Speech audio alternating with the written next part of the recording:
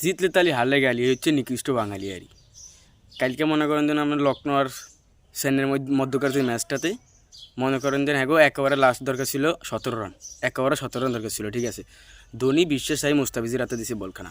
Mustafiz death over খুব ভালো বল করে, এটা আমরাও জানি, কিন্তু কালকের ম্যাচটা একটা ইনসিডেন্ট হয়ে গেছে আরই। ঠিক আছে, একেবারে মনে করেন আমাদের 17 রান লাগতো, মুস্তাফিজ 3 বলেই 19 রান দিয়ে দিয়েছে, অর্থাৎ লখনৌ ম্যাচটা জিততে গেছে গিয়া।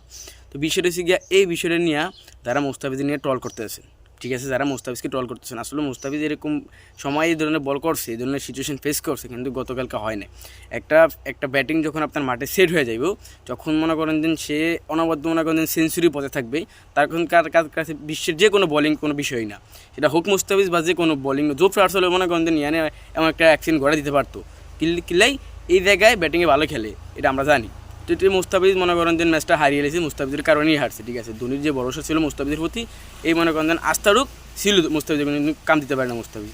তো আমি কইতাম ছিলাম যে ভাই এটা কোনো বিষয় না, মুস্তাফিজুর রহমান বাংলাদেশের পতাকাকে একমাত্র যদি আইপিএলে এইবারের আসরে 2024 আসরে যদি একমাত্র মুস্তাফিজ রাখছে।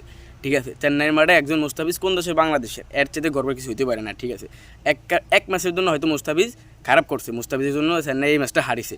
বাকি যে ম্যাচ মুস্তাফিজ চেন্নাই কিন্তু মূল একাদশের জায়গায় মুস্তাফিজ কোনো ম্যাচই হেরে বাদ দেয় না। হ্যাঁ হচ্ছে চেন্নাইয়ের অটো চয়েস, এবং কি ভালো সে করছে, এটা আমরা জানি। ঠিক আছে, পার্পল ক্যাফের সে লক্ষ্যে ছিল। হ্যাঁ, এলাকারই 3 ম্যাচ না 4 ম্যাচ মনে করেন পার্পল ক্যাফের মাথা হার ছিল। তো বিষয়টা হচ্ছে কি একটা ম্যাচ মুস্তাফিজ চেন্নাই হারছে। ঠিক আছে, তা আমরা আশা করি যে মুস্তাফিজ পরের ম্যাচে কামব্যাক করবে। ঠিক আছে, কিন্তু তাকে ট্রল করার কিছুই না, কারণ সে আমার দেশি প্লেয়ার, সে আমার বাংলাদেশি, তাকে নিয়ে ট্রল করা যাবে না। তো বিষয়টা হচ্ছে যারা মনে করেন যে মুস্তাফিজকে নিয়ে ট্রল করতেছেন বা লাফালাই ফাড়াফাড়ি করতেছেন, তাদের উদ্দেশ্যে 2টা লাইন বলতে চাই। ভাই, আপনাকে যারা পছন্দের প্লেয়ার তারা হয়তো ওই আইপিএলের মতো এর বড় লেগে সুযোগও পায় না, অথচ মুস্তাফিজ সেখানে খেলতেছে।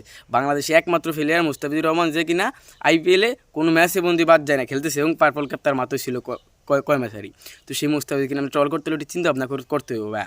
ঠিক আছে, তো জিম্বাবুর সিরিজ হয়তো প্রথম সিরিজে মুস্তাফিজ থাকবে না। হ্যাঁ মনে করেন এই আইপিএলে পাঞ্জাবের লাগে একটা ম্যাচ আছে, এটা খেলে হয়তো চলে যেতে পারে, যদি লয় হয়তো তারা লইতেও পারে, না লইবে এমন কোনো কিছু না। লইলে পাঞ্জাবের লাগে ম্যাচটা খেলি মনে করেন বাংলাদেশ চলে যাবো, জিম্বাবুর লাগে ম্যাচ খেলতে বুঝলা। তো মুস্তাফিজের জন্য শুভকামনা, সামনে world cup, T20 world cup, ভালো কিছু আশা করি মুস্তাফিজের কাছ থেকে, এবং আমার এই বিশ্বাস রাখি যে মুস্তাফিজকে কামব্যাক করবে, সমস্যা নেই। হ্যাঁ মনে করেন যে আইপিএলে ধামাকা খেলা খেলছে, এইবারের আসলে মুস্তাফিজের বেস্ট আসল মনে হয়। ঠিক আছে, যদি সবগুলো ম্যাচ খেলতে পারতো আরও ভালো হইতো, যদিও আগে নিজের দেশের খেলা খেলতে হইব, তারপর হচ্ছে গিয়ে আইপিএল। তো মুস্তাফিজ তুমি সুন্দর মতন কামব্যাক করো ভাই, এই শুভকামনা রইল মুস্তাফিজের জন্য, সবসময় শুভকামনা।